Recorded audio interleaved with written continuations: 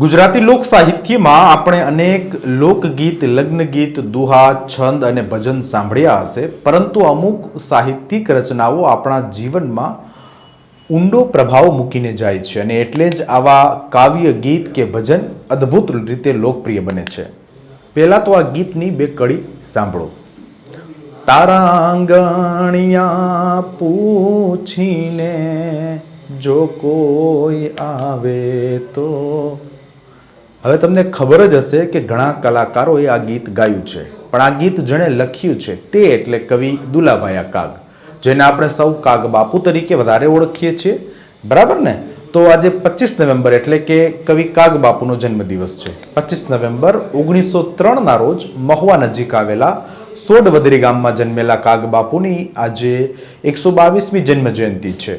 કાગ બાપુ કવિ, ગીતકાર, લેખક હતા. તે આધ્યાત્મિક સાહિત્યિક રચના માટે જાણીતા છે.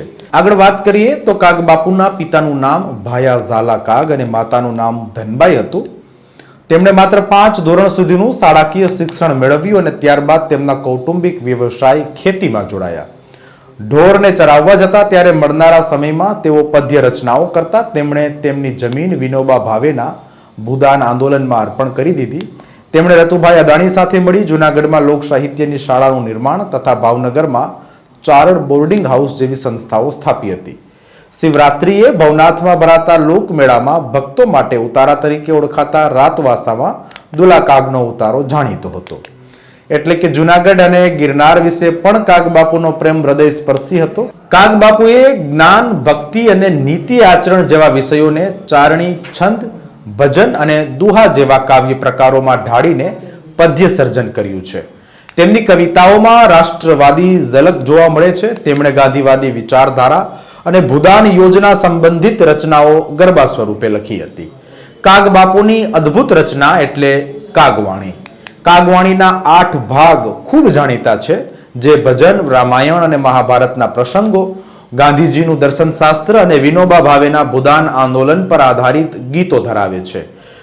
કાગ બાપુએ મહાત્મા ગાંધી અને વિનોબા ભાવે ઉપર પણ પુસ્તકો લખ્યા છે.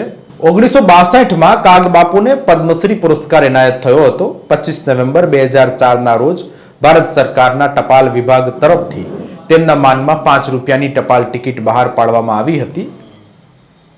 સાહિત્યના સમુદ્ર સમાન કાગ બાપુનું અવસાન 22 ફેબ્રુઆરી 1977ના દિવસે 74 વર્ષની વયે થયું હતું. ઘણા લોક ગાયકો અને લોક સાહિત્યકારોને સંગીત અને સાહિત્યમાં તેમના પ્રદાન બદલ કવિ કાગ એવોર્ડથી સન્માનિત કરવામાં આવે છે. કાગધામ ખાતે આ કાર્યક્રમનું આયોજન કરવામાં આવે છે. તેમની કવિતાઓ તથા કૃતિઓને અભ્યાસક્રમમાં સ્થાન મળ્યું છે. મજાદર ગામ એટલે કે કાગધામ ખાતે કાગ બાપુની સ્મૃતિમાં ગામના પ્રવેશ દ્વાર તરીકે કાગ દ્વાર બનાવવામાં આવ્યું છે. તો આજે કાગ જન્મ જયંતિ અવસરે બસ આટલું જ.